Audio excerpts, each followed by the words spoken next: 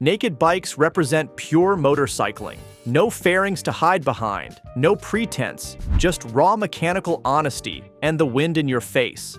Japanese manufacturers have built some of the most legendary naked bikes in history, machines that defined entire generations of riders. But they have also produced some problematic models, bikes that looked great in the showroom but turned into frustrating ownership experiences.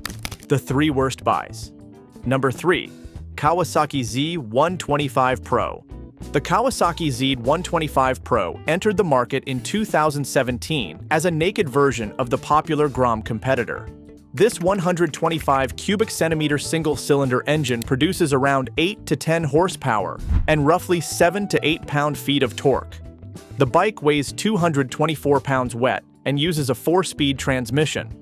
On paper, it looks like an affordable entry into motorcycling. In reality, it is a machine with serious limitations for US riding conditions. The fundamental problem is that it is a poor fit for most American riding scenarios. It is great as a fun pit bike or parking lot toy, but limited as transportation. That 125 cubic centimeter engine is fuel injected, but still severely limited by its displacement. Top speed typically ranges from 55 to 65 miles per hour, depending on rider weight, wind, and incline. The bike can be outpaced on 50 to 60 mile per hour roads, creating uncomfortable situations where you struggle to keep pace with traffic. The suspension is extremely basic, with a 30mm telescopic fork up front and a single shock in the rear. Both are non-adjustable with budget damping that is frequently criticized. The 12-inch wheels make the bike feel twitchy on anything but perfectly smooth pavement. Fuel economy typically ranges from 80 to 90 miles per gallon, which is barely better than a Honda Grom and worse than many 300cc bikes that offer significantly more capability. The 2-gallon fuel tank gives you about 160 miles of range, but the seat is uncomfortable and the riding position is cramped. Build quality concerns are frequently mentioned. The stock exhaust can rust quickly in humid climates. Mini-motos often need chain attention, more often than full-size bikes. Resale value drops quickly because buyers realize the limitations. For similar money, you could buy a used Yamaha MT-03 or Kawasaki Z900 and get a machine actually capable of real-world transportation. The Z125 Pro is among the worst buys for US ownership because it fails to deliver practical transportation in most riding scenarios. It is a use case mismatch for anyone needing a real commuter or highway-capable bike. Number 2. Suzuki SV650 First Generation. This one will be controversial because the Suzuki SV650 has a cult following and the later generations are actually excellent bikes. But the first-generation SV650 from 1999 to 2002 presents challenges for ownership today, mainly because any bike from this era is now 23 to 27 years old. The 645 cubic centimeter V-twin engine produces around 70 horsepower and 47 pound-feet of torque. The engine itself is actually quite good, smooth and reliable with a nice torque curve. The problems come from everything else. The first generation used an aluminum alloy tubular frame with suspension and components that feel dated compared to modern standards. The suspension is a common complaint. The 41mm conventional forks have no adjustability and soft damping. The rear shock is equally basic. Many owners upgrade these components immediately. The brakes feature dual front discs, but have a dated feel versus modern radial setups. Charging system issues are a common aging failure point. The regulator rectifier can fail, and when it does, it can damage the battery and other electrical components. This is a known weak point on bikes from this era. Corrosion is a concern on 20-plus-year-old bikes. Expect oxidation on aluminum components, rust on steel fasteners, exhaust systems, and brackets. Bikes that have seen winter riding or coastal environments often show their age. Many riders report discomfort after 1 to 2 hours on the stock seat. The biggest issue is not that it was a bad bike when new, but that any 23 to 27-year-old motorcycle comes with age-related rubber degradation, worn suspension, corroded connectors, and deferred maintenance. This is buying project risk. The second generation from 2003 onwards fixed almost all of these problems with better suspension, improved frame geometry, upgraded brakes, and more reliable electrical components. If you want an SV650, Buy a second generation or later. First generation bikes typically sell for a few $1,000s, but factor in deferred maintenance and the reality of owning a bike over 2 decades old. Number 1. Yamaha FZ09 First Generation. The Yamaha FZ09, later renamed the MT-09, should have been a home run. An 847 cubic centimeter inline triple engine producing around 115 horsepower and 64 pound-feet of torque, wrapped in a lightweight chassis, weighing just 414 pounds wet. The bike launched in 2014 with aggressive pricing. On paper, it looked perfect. In reality, the first-generation FZ09 from 2014 to 2016 is a flawed machine with issues that frustrated many early owners. The CP3 inline triple engine with its distinctive character is actually fantastic. It delivers power smoothly from 3,000 RPM to the 11,000 RPM redline. The sound is intoxicating and the acceleration is genuinely thrilling. But Yamaha wrapped this excellent engine in a chassis and electronics package with significant compromises. The throttle response is the most commonly cited complaint. The ride-by-wire system is poorly calibrated with a dead spot followed by an abrupt surge of power. In standard mode, the throttle is snatchy and smooth riding is difficult. This makes low-speed maneuvering frustrating and city riding jerky. Yamaha included 3 ride modes to address this, but none work particularly well according to many owners. The suspension is frequently criticized as inadequate for the bike's performance. The 41mm KYB fork is underdamped with weak springs. The rear shock is equally poor. This creates a bike that feels unsettled when pushed hard. Some riders reported headshake and weave on stock suspension setup, leading many to upgrade immediately. The fueling is problematic. The bike surges and hunts at steady throttle. Off throttle, the engine braking is aggressive and can upset the chassis. Many owners report that the bike requires careful throttle management in the rain. Build quality is disappointing. The paint chips easily, the exhaust discolors quickly, and fasteners can strip. Rattles develop by 10,000 miles on many examples. The seat is uncomfortable and narrow. The riding position is awkward with foot pegs too far back and handlebars too low. Some owners report charging system issues and occasional gearbox false neutrals, especially between first and second gear. The fuel tank holds just 3.7 gallons, giving range often around 130 to 170 miles depending on riding style. The telling part is that Yamaha's 2017 refresh addressed many commonly cited complaints. The updated bike got better suspension, improved throttle response, revised ABS calibration, and better build quality. If you want an MT-09, buy a 2017 or later model. The first generation is the worst buy among Japanese naked bikes because it takes a brilliant engine and wraps it in a package that frustrated many owners. The 4 best Japanese naked bikes. Number 4. Kawasaki Z900. The Kawasaki Z900 launched in 2017 as a replacement for the Z800, and Kawasaki nailed it. This bike is derived from Kawasaki's larger inline 4 family, specifically the Z1000 lineage, and tuned for street torque. The result is one of the best all-around naked bikes you can buy. The 948 cubic centimeter inline 4 engine produces around 125 horsepower at 9,500 RPM and 73 pound-feet of torque at 7,700 RPM. The power delivery is what makes this engine special. From 3,000 RPM onwards, the engine pulls strongly and smoothly with a linear build. No sudden hit, no dead spots, just smooth acceleration. The engine revs freely to 11,000 RPM with a mechanical howl that is addictive and incredibly smooth with minimal vibration. The engine has an excellent reliability reputation. Owners regularly report high mileage without issues beyond routine maintenance. The chassis uses a steel truss trellis-style frame that is both light and rigid. The bike weighs around 463 pounds wet. The weight distribution is excellent with a neutral feel that makes the bike easy to flick into corners. The brakes are excellent. Dual 300mm discs up front with 4 piston calipers provide strong, progressive stopping power with excellent feel. The ABS system is unobtrusive. The riding position is upright and comfortable with wide handlebars and a well-padded seat. Fuel economy typically averages in the mid-40s miles per gallon range, and the 4.5-gallon tank provides over 200 miles of range. Build quality is very good with durable paint and high-quality finishes. The electronics package includes ride modes and traction control on later years.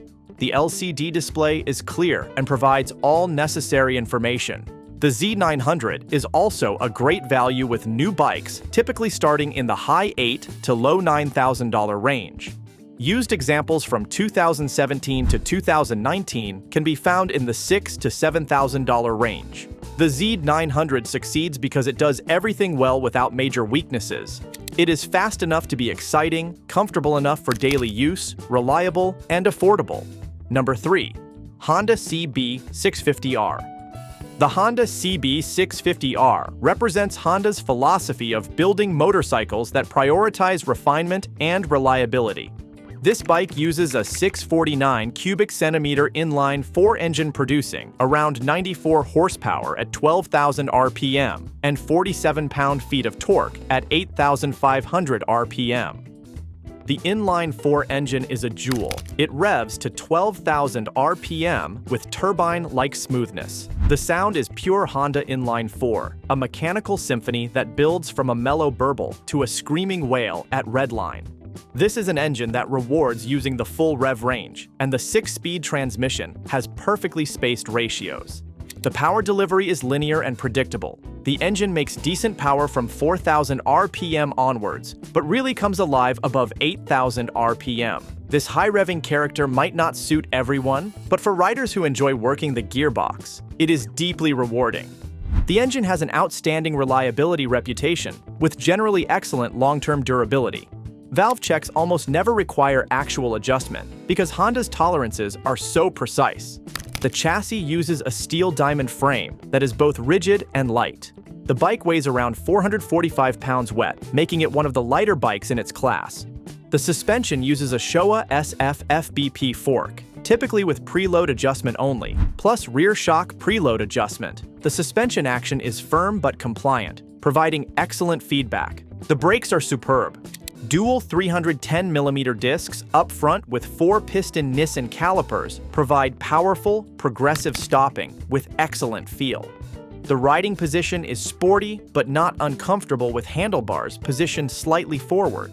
The electronics include Honda selectable torque control on many model years and markets. Fuel economy is excellent at around 50 miles per gallon, and the 4.1-gallon tank provides over 200 miles of range. The CB650R is also beautiful. Honda's Neo Sports Cafe styling is elegant and timeless with clean lines and high-quality finishes. New CB650Rs typically start in the mid-$9,000 range. Used examples from 2019 onwards can be found in the $7,000 to $8,000 range.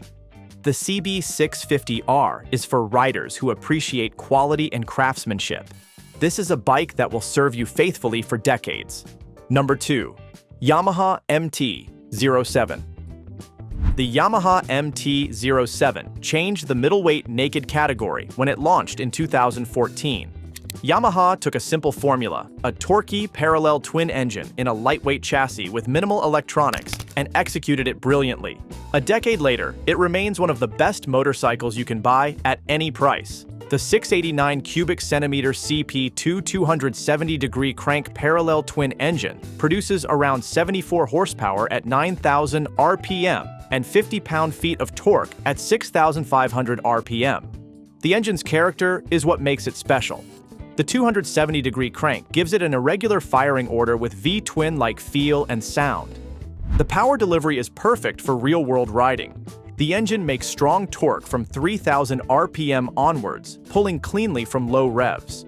You can lug the engine in higher gears, and it will still accelerate smoothly. This makes city riding effortless. On the highway, the engine has enough power to pass confidently. The engine revs freely to 10,000 RPM with a characterful sound. It is not smooth like an inline 4, but the vibration is part of the charm. The MT-07 engine has an excellent long-term reliability reputation. Owners regularly report very high mileage without issues. The chassis is where the MT-07 really shines. The steel diamond frame is incredibly light and rigid. The bike weighs just 403 pounds wet, making it one of the lightest bikes in its class. The low weight combined with the torquey engine creates a bike that feels quick and responsive. The handling is very light and agile. The bike goes exactly where you look with minimal steering input. The lightweight makes it easy to flick into corners.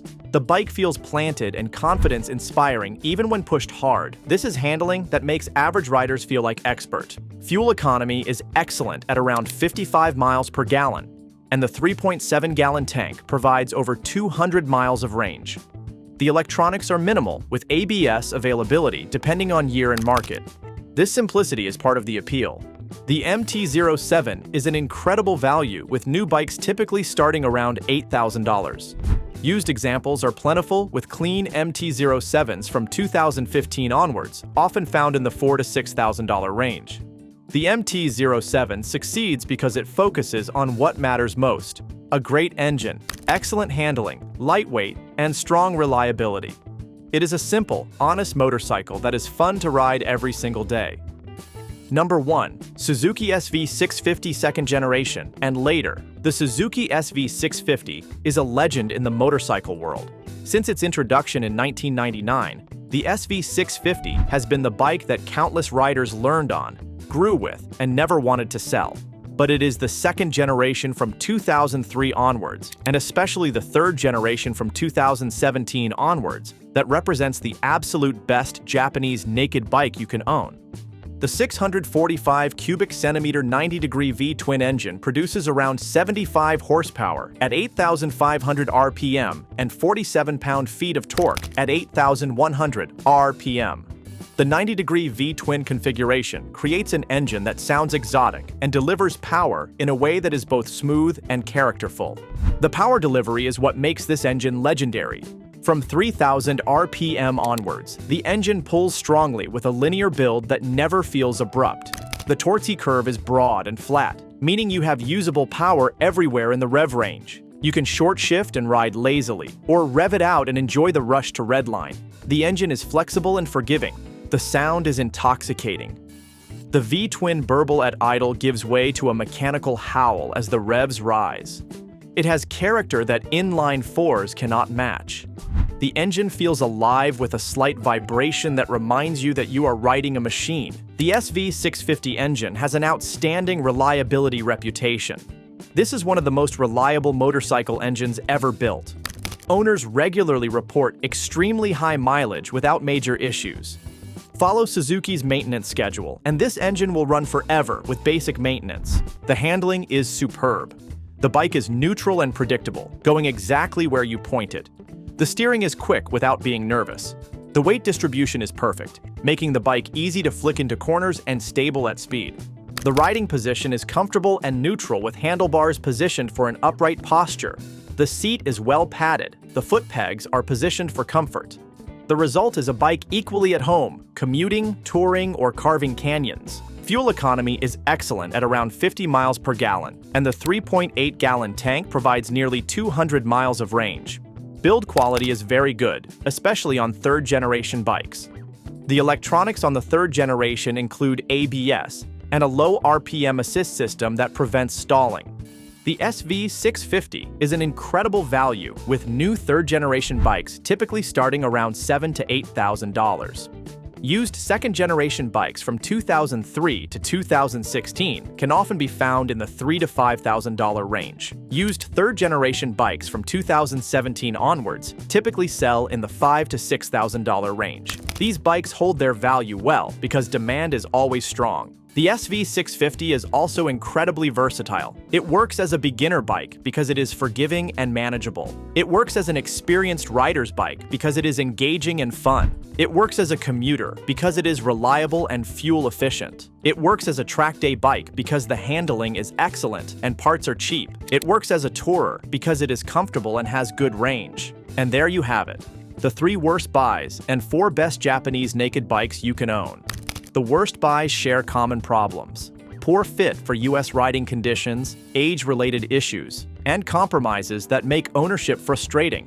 The best bikes share common strengths: excellent engines, solid chassis, proven reliability, and real-world usability.